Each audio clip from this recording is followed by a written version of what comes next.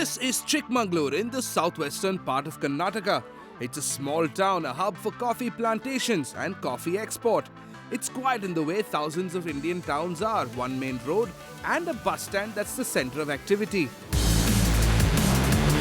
But for one weekend of December, the solicitude of Chikmagalur is broken by the shriek of unrestricted mufflers from some of India's fastest rally cars. Welcome to the Coffee Day Rally of Chikmagalur.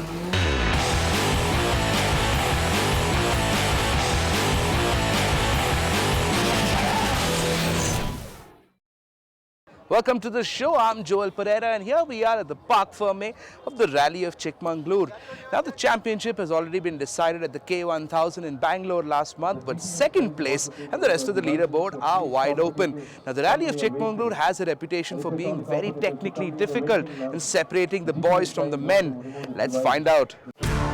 The Coffee Day Rally, the last leg of the 2013 season, is one more of the stops on the INRC trail that's steeped in history. The rally used to be called the Coffee 500 back in the day, but then the title changed once Coffee Day came in. Chikmagalur has a reputation among drivers for being one of the most demanding tracks on the calendar, and the 2013 edition did not let drivers down. The championship might have been decided at the previous K1000 rally, but the battle for second place was going to be a knife fight, with 4 points separating Arjun Rao Arur from Vikram Devadasan. Arjun also had to fight off Shirish Chandran for dominance in the 1600cc class, and in the JINRC, 5 points was all that separated Asad Khan and Sohaib MK. It's home ground. I'm from the plantation, so I'm really looking forward towards the rally and love the ambience, love the spectators. Chikmagalur is very, very motorsport friendly, and it's a great place to rally. The Chikmagalur rally was also going to be special for a few more reasons. It is a contender for the Asia Cup, and that meant that the rally would have to run perfectly. And then there was the presence of a Polo GT TDI, a diesel car that would compete with all the others. As a season finale, it couldn't get better than this. No, the first thing, of course, is accepting that there is an international set of rules which apply to all international rallies, whether it's in India or New Zealand or Japan or anywhere in the world. We all run to the same set of rules. That's the first thing that needs to be accepted. And I'm very happy that the FMSCI has actually made a real effort to adopt those rules and regulations and superimpose them on this event. And yeah, that's the biggest thing that needs to be done. The event is well organized. They are capable to run an international event, and if they've conformed to the FIA regulations and do a good event, as it is for a local event, they've been really doing it well. This year more special because we were a contender for Asia Cup. So I don't think I think we should get around for 2014 for Asia Cup. The stages too would be special, essentially circuit tracks spread over Chikmagalur and the Cafe Coffee Day estates. You had one short super special stage at the Amber Valley School and the super stages of Chetnahalli, which was 10.76 kilometers long, Kumaragode at 10.61 and Chandrapura at 14.21 kilometers. This was a brutal rally. A total distance driven by the cars that weekend was 281.2 kilometers, of which 113.5 were the competitive sections. For us, the Polos, I think it's going to be nice and easy because it's a hatchback and good fun to drive here. Stages are a bit narrow, but I think with the right pace notes you can do a good timing. The stages are extremely tight. They are quite grueling stages actually. Probably the most tight, the tightest stage in the season, probably in INRC right now. Narrow tracks and cliffs off. So if you miss, a little bit glitch and you could go off track. Stages are very technical and tricky. It's extremely tight. Maybe a long time back we've driven a stage which was as tight as this one. Off late we haven't driven any rallies which have been so tight. It's definitely the most difficult rally of the year, I would say, in terms of just for the car and for the driver as far as skill is concerned. The INRC runs cars in 3 major categories. The JINRC, or Junior INRC for younger drivers, using mostly as teams for obvious reasons. They're cheap to buy and even cheaper to run. Then there's the 1600 category, which this year has been dominated by the VW Polo, along with a token few Honda Cities and Suzuki Balenos. And then finally the much larger 2000cc category, comprising entirely of Mitsubishi Lancer CDRs. The CDRs in the 2000cc category and indeed all the other cars in the INRC are running close to stock. But with weight reductions, intake, exhaust and ECU changes, along with rebuilds to the engine to allow greater tolerances, the power boost in these cars is by 10 to 15%. New in the 2013 season was the SUV category, dominated entirely by Mahindra XUV 500s and being driven by stars like Gaurav Gill, Lohit Urs and Sunny Sidhu. There's also the IRC category, which is meant for all-wheel drive cars and drivers who are foreign nationals. Sadly, with AWD sedans being hugely expensive, there was only one AWD sedan here, a fire-breathing Mitsubishi Evo 10, driven by rally veteran Sammy Thapar. Also driving in this category was Malaysian driver Karamjit Singh, also known as the Flying Sikh, former winner of the PWRC. Now racing in the IRC category in a team slideways backed VW Polo R2, VW's racing platform for the 2014 season. Here's a full list of all the crews.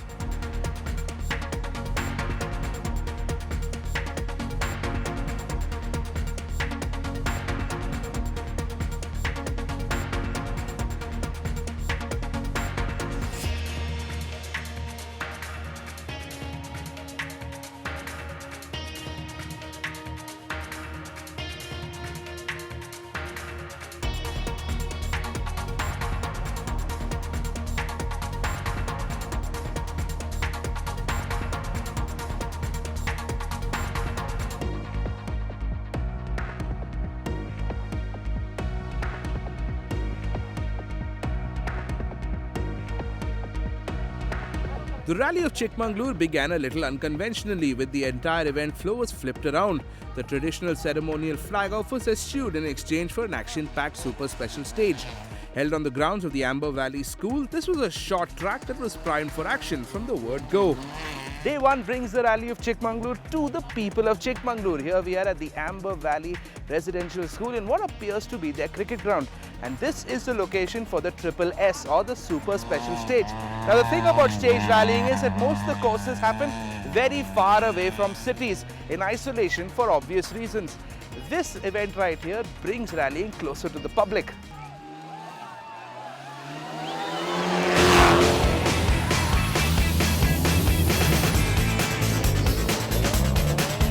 The Super Special Stage is mostly looked on as a bit of a lark by the drivers, coming as it is normally at the end of most rallies. With the Triple S coming in right at the start, drivers got a good chance to test run their machines in the relatively smooth confines of the school ground.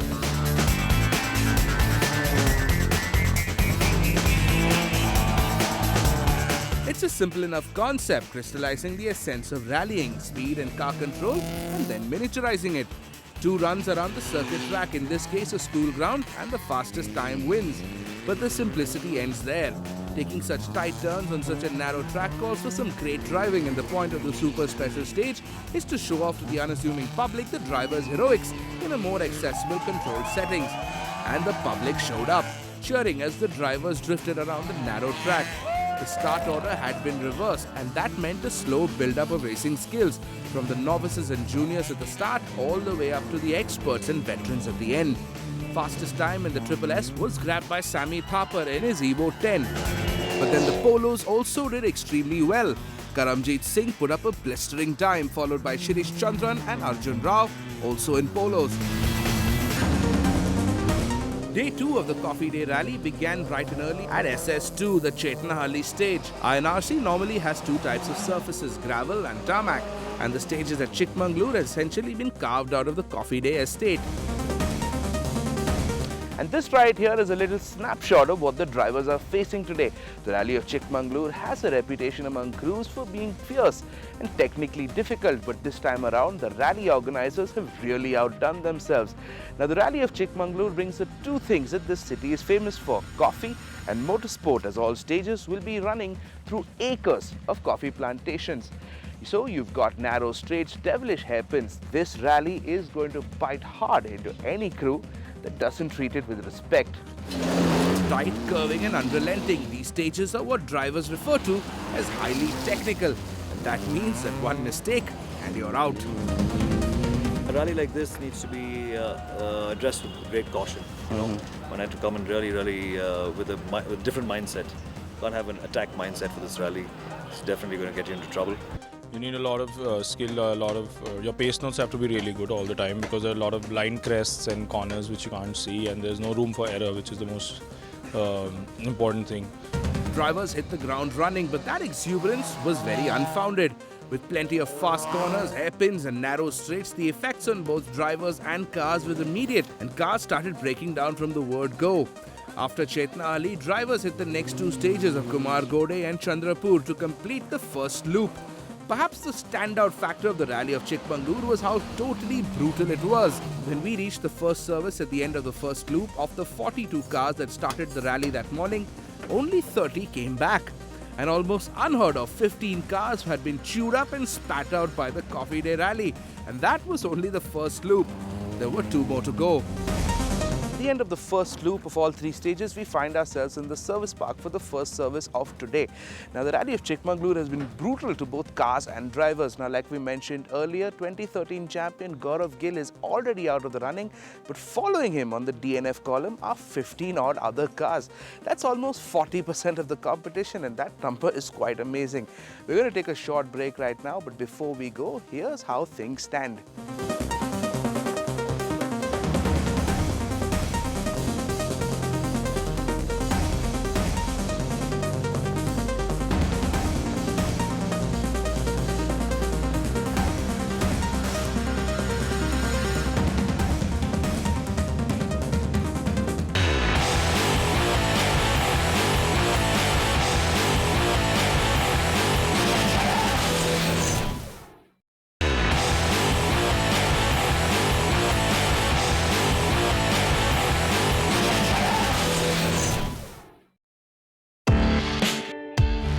Normally, the first service of many INRC rallies is when drivers come in for a bit of a tune-up to tighten bolts and sometimes change tyres. But this wasn't the situation at the service park at the Coffee Day rally. Of the 42 cars participating, some 13 cars had retired within the first loop itself, and all drivers limped back to the first service of the day to get their cars worked on. Like everything in rallying, even services are timed with penalties for drivers who exceed time spent. The minute cars hit their respective service bays, mechanics frantically repair everything they can while drivers consult their service chiefs to make adjustments to the cars. If there's one thing that can be said about rallying, it's that the stages spare no one. They don't care if you're a star or a rookie. Fresh after winning the APRC, Gaurav Gill was out on the third stage with mechanical issues, and so was Sammy Thapar and his Evo 10. We were doing pretty well. We were having some good stage times in there and good fun, but unfortunately our cooling system packed up. We had some fault with the radiator fan, so it stopped giving the engine the appropriate air it needed, and just started overheating, so we had to pull off in the middle of the stage, just about 2 clicks inside and park up on the side because we didn't want to damage the engine. So yes, just bad luck. Rahul Kantaraj, who stood second in the K1000 in Bangalore, was out in Chikmagalur after SS3, as was emerging talent Dean Mascarenas and Shamunga SN, who were out in SS4. Filling up the DNF column were another 9 crews from the JINRC. They said it would be difficult, but they didn't say how difficult. The first stage was nice, everything was good, but second and third stage we realized that now we're driving in between the estates. It's become so narrow and so tight. Even the polos, we're finding it difficult to turn around the hairpin. Very slippery, very narrow, very twisty, some places quite dangerous, and especially SS2 where it's very hilly. It's a disadvantage for our car because we are only front wheel drive, so we lost out to the four wheel Evolutions then. But I think in SS3 the Evolution has crashed out, and so has Gill, and we are leading right now. First service complete, it was time for drivers to hit the second loop, all 3 stages again. Lessons were learned from the bludgeoning of the first loop, and this time around drivers kept their cool and decided to play it safe. it was a wise choice. Though the tracks were brand new, the dry Chikmagalur heat and all-terrain tires of 41 cars in the first loop pretty much tore up the track, and with the drivers being extra cautious, the average speed plummeted. Well, the stages are getting rougher now, so for the polos it's becoming a little too rough. You're not getting enough traction out of the corners. Also the hairpins have become very rutted, so the car is struggling through it. And plus the stages are very tight. There's a lot of rocks that have been kicked up maybe by the cars in front. So you got to keep avoiding those rocks. You have to be careful as to what's happening. You have to take it very easy. We have driven more aggressively, but then we are feeling that the power is not getting delivered into the ground. And more so into the second round of the second stage. Our car's heated up and the fan has failed. We're just hoping and praying that we'll reach service today, and we'll see what happens tomorrow. Actually, we didn't think it'll deteriorate so much. It has become bad. So we can't really focus on going very fast. We're just going faster than morning. The overall 2013 INRC champion Amit Rajit Ghosh wasn't driving at Chikmagalur, and his regular partner Ashwin Naik was co-driving for Vikram Devadasan, who was just about holding the line. The teams of Karamjit Singh and Jagdev Singh, Arjun Rao and Satish Rajgopal, Shirish Chandran and Nikhil Pai, and Sunny Sidhu and Srinivas Murthy, veteran ralliers, all were making good time, playing it cool and keeping their lines tight. All were leaders in their own categories and were looking to keep it that way.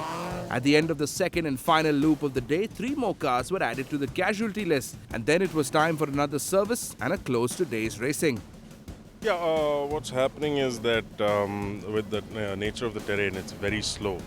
The gearing on this car, we're just stuck in a dead band when we shift from first into second. So there's just not enough of power, not enough of speed to actually flick the car and go through. So things are not, we've kept it clean, we're on the road, which is pretty good considering the number of cars that have gone out. But honestly not going too well. It's day 3 of the rally of Chikmagalur, and today is the last and final loop of all 3 stages.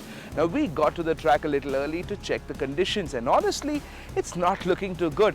After being pounded by almost 40 cars twice yesterday, the stages have been churned into something resembling fine dust. And now around a corner like these, drivers are going to look for traction, and a lot of them are not going to find any. 42 cars started the 2013 Coffee Day rally, and after 2 loops, cars began dropping like flies. Some from mechanical damage, some from crashes. 28 cars were back for the 3rd loop, resurrected by frantic mechanics. But on day 3 of the Chikmagalur rally, the track became even more torturous as loose sand from the surface reduced traction, as the ruts around the hard corners and hairpins grew deeper and deeper. Knowing that this was the last event of 2013, all drivers dug deep, using up all reserves of talent and skill for that final loop. Rally veteran Vikram Matthias and Vivek Ponusamy did well in the Polo TDI. The odd man out diesel, though 2 punctures in different stages meant lost time. You know, you don't, the engine's not over revving, and there's a lot of bottom end torque, which is exactly what a rally car needs, and especially if you're on a budget, if you want a car to last through the season. Nothing like a turbocharged diesel, because you're not really stressing the engine too much. At the same time, you've got enough torque, and it's a sign that the engine and the mechanicals will last for a much longer time and give you very good power. I mean, if you see at times, even yesterday, while all the cars were running, we were absolutely on par with, say, Arjun Rao in his VW Polo 1.6, stage on stage, except for one stage where there are a lot of tight corners. We have an issue with the steering, which we need to sort out. Otherwise, this car was bang on with the time, so I'm super impressed. One of the teams that was doing really well was the JINRC crew of Suhaim MK and Jeevaratnam, hitting great times and leading their category and in the overall top 5. Driving a Baleno, the junior team was slowly and steadily rising up the leaderboard till tragedy struck in the second last stage of the rally. This was the end of the rally for them.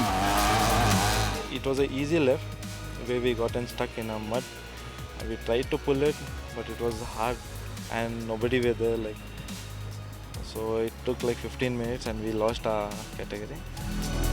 The action continued on the 3rd loop of the circuit, but after a day and a half of hard racing, some of the cars could go no further, with a total of 11 cars retiring.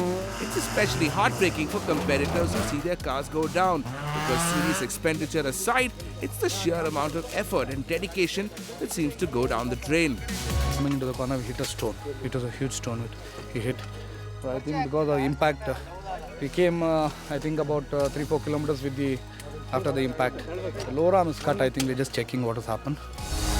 Like we said earlier, rally stages are nothing if not democratic, and even the vastly experienced Karamjit Singh driving the development Polo R2 snapped the car's left control arm in SS10, the last stage of the rally. Normally, this would have meant only his removal from the leaderboard with the dreaded DNF tag, but considering that the stages were so narrow, his car blocked the entire road, causing competitors to pile up behind him. Karamjit's car could not be removed on time, and the last stage of the rally of Chikmagalur was cancelled. Definitely, we had a steering ball joint bend, so we couldn't push hard, and we just had to crawl through the stages. But unfortunately, the car ahead, Karamjit Singh, had a problem with his car and had to stop in the stage, which blocked all the other cars. So the last stage got cancelled. But nevertheless, we had a very good lead coming in today. We are about 4 minutes lead, so we just paced it through and finished. At the end of 2 days of hard racing, it was time to add the numbers and decide the winners. Careful and complex calculations completed, it was time to figure out who'd come out on top. It was time for cheering and champagne. The JINRC class saw Volkswagen Polo on the top step, with Rohan Pawar, co-driven by Arjun Mehta, beating the esteems of Dhruva C, co-driven by Rupesh BC. In third place was Ashika Menezes and co-driver V. Lokesh Gowda. Very nice to win. You do everything. You go through a lot of hard work to get to this. And once you get to pop the champagne and lift the trophy, the feeling is extremely nice. Looking out for sponsors, so let's see. We hopefully would like to get into the 1600cc category. That's doing really well. So yeah, the last race that I took part, I did it in an Esteem carburetor class. I had a lot of tough time getting into, matching the MPFI engines. This time I did have an MPFI 1400cc car, but then I think in order to stay here for long, I'll have to move up in the level of cars that I'd been going to be driving there. Replacing Gaurav Gill on the top step of the SUV NRC podium was Sunny Sidhu and his co-driver PVS Murthy, with Lohit Urs and Bonnie Thomas finishing second. This time we had good timings. I was happy with the car, the setup, and the terrain also suited me. I like the mountains. And good. We came second overall and first in SUV. Considering that despite leading the rally most of the way, Karamjit Singh was classified as a DNF, first place in the IRC category went to Sumit Punjabi, co-driven by V. Venu Ramesh. In a case of attrition, the only other car to finish in this category was the crew of Siam Chelapan and Soap George, who took second place. In the hotly contested 1600cc class, Arjun Rao Arur and Satish Rajgopal took first, with second place Shirish Chandran and Nikhil Pai breathing down his neck. Third place went to Rishikesh Thakur Se and Ninad Mirajgaonkar. Winning the 1600 championship after way back in 2007 when I was driving the 1600 for MRF Maruti Baleno. So now it's the first year I'm driving the Polo, and it's a fantastic car. I would like to thank Volkswagen for all their support they've given, and Kumar, who is giving me a fantastic service. As far as the overall winners of the Cafe Coffee Day Rally of Chikmagalur was concerned, the podium was perhaps an indicator of things to come, with Arjun Rao and Shirish Chandran both driving Polos came in first and third, with Vikram Devadasan driving a Cedia, representing perhaps the old guard, took second place. That's how the 2013 season of the INRC came to an end. This season will go down as one of the best so far. The year that rallying in India took a leap forward with new cars, new technology and quite a few new drivers. The 2014 season is slated to begin in March with the South Indian Rally in Chennai, and honestly, we can't wait.